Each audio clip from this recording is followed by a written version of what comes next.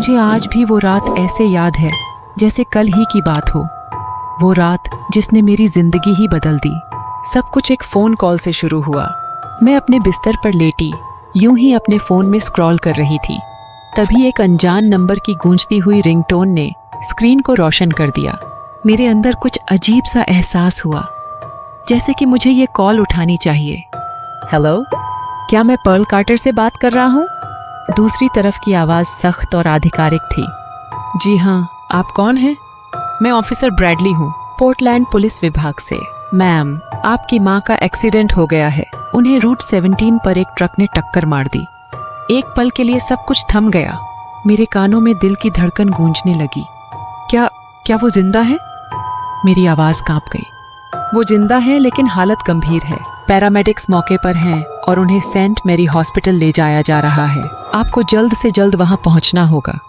मुझे याद भी नहीं रहा कि मैंने कब जूते पहने या चाबी उठाई। बस मैं दौड़ पड़ी। हाथ इतने कांप रहे थे कि मेरा फोन गिरने ही वाला था। रास्ते धुंधले से लग रहे थे और मैं तेज रफ्तार से एक्सीडेंट वाली जगह पहुंची। चारों ओर पुलिस की लाल नीली लाइटें चमक रही थीं। मंजर बेहद डरावना था। टूटे हुए कांच सड़क पर बिखरे हुए। माँ की कार एक तरफ बुरी तरह कुचली हुई पड़ी थी, जैसे कोई टूटी हुई खिलौना। पास ही एक बड़ा ट्रक खड़ा था। उसका ड्राइवर पुलिस से बात कर रहा था। उसका चेहरा भी सहमा हुआ था। और तभी मैंने माँ को देखा। पैरामेडिक्स उन्हें स्ट्रेचर पर डाल रहे थे। उनका चेहरा खून से लथपथ था, शरीर बिल्कुल निढाल, कपड़े खून से सने हुए। मैं अपने आंसुओं को रोक नहीं पाई और दौड़कर पास गई। क्या आप उनकी बेटी हैं? एक पैरामेडिक ने जल्दी से पूछा। मैं बस सिर हिलाकर हामी भर पाई। हम उन्हें सेंट मैरी हॉस्पिटल ले जा रहे हैं, आप हमारे पीछे आइए। हॉस्पिटल में हर जगह एक अजीब सी दवा और उदासी की महक थी। डॉक्टर मेरी ओर आया और बोला, मिस कार्टर, आपकी माँ का बहुत सारा खून बह चुका है। हम अपनी पूरी कोशिश कर रहे हैं, लेकिन बचने की संभावना बहुत कम है। मुझे खेद है। उसकी बातें किसी चाकू की तरह मेरी आत्मा को चीर गईं। मैं बेंच पर गिर पड़ी। ना मैं रो पाई, ना कुछ सोच पाई। बस ठंडी सफ़ेद ज़मीन को घूरती रही, चमत्कार की उम्मीद में। इसी इंतज़ार और घबराहट के बीच मैं कब बेंच पर सो गई, मुझे पता ही नहीं चला। तभी अचानक कुछ कदमों की आवाज़ ने मेरी नींद तोड़ी। मैंने आंखें खोलीं और देखा, सामने एक आदमी की परछाई थी। पहले तो लगा शायद कोई मरीज़ होगा, क्योंकि वो अस्पताल का गाउन पहने था और नंगे पैर फर्श पर घिसटता चला आ रहा था। लेकिन उसमें कुछ अजीब था। उसकी चाल बेहद धीमी थी, सिर थोड़ा एक ओर झुका हुआ और हाथ लटकते हुए। उसकी त्वचा बहुत ही फीकी, लगभग भूरी स्लेटी सी। जब वो मुझसे गुजरा, उसकी मुस्कान देखी। वो कोई सामान्य मुस्कान नहीं थी। होंठ असामान्य रूप से खिंचे हुए, दांत जानवर जैसे नुकीले। मेरी रीढ़ में एक ठंडी लहर दौड़ गई। शायद वो बीमार है, मैंने खुद को समझाया। सर, मेरी आवाज़ फुसफुसाहट जैसी थी। वो रुक गया। धीरे से उसने सिर मेरी ओर घुमाया और बोला, तुम्हें यहाँ नहीं होना चाहिए। उसकी आवाज़ में इतनी ठंडक और डर था कि मेरा दिल बैठ गया। वो एक दरवाजे की ओर मुड़ा और उसमें चला गया। कुछ अंदर से चीख पड़ा, पीछे मत जाना। लेकिन मेरे पैर खुद ब खुद उसे फॉलो करने लगे।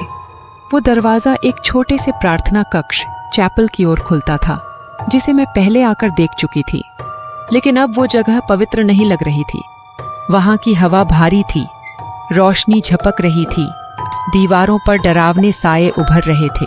कमरे से एक सड़ी हुई चीज़ की बू आ रही थी। वो आदमी वेदी ऑल्टर के पास खड़ा था। उसकी पीठ मेरी ओर थी और पूरा शरीर कांप रहा था, जैसे बहुत तेज सर्दी लग रही हो। फिर वो कुछ बड़बड़ाने लगा, गहरी खराश भरी आवाज़ में, जैसे कोई अजीब भाषा में मंत्र पढ़ रहा हो। सर, क्या आप ठीक हैं? मेरी आवाज़ थरथराई। उसने जवाब नहीं दिया। उसकी बड़बड़ाहट और तेज हो गई। उसकी उंगलियां हिलने लगीं। सिर झटकों से हिल रहा था, जैसे किसी अजीब झटके को रोकने की कोशिश कर रहा हो। मैं पीछे हटने लगी। मुझे यहाँ से जाना होगा। और फिर उसने मुड़कर मेरी ओर देखा। मेरी सांसें रुक गईं।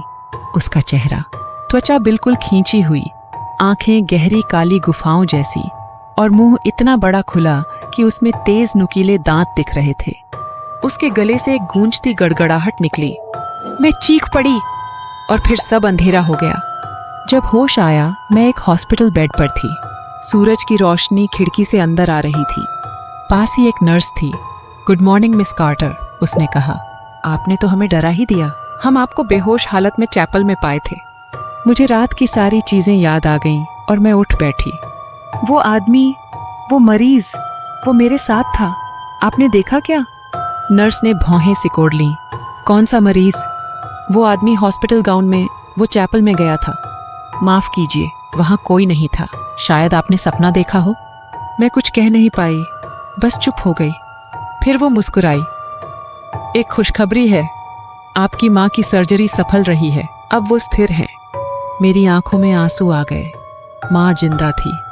लेकिन उस दिन के बाद भी जब मैं माँ के पास बैठी थी, उसके हाथ थामे हुए, मैं उस डरावने चेहरे को नहीं भूल पाई। अब तक नहीं जानती कि वो आदमी असली था या मेरे दुख और थकावट का भ्रम।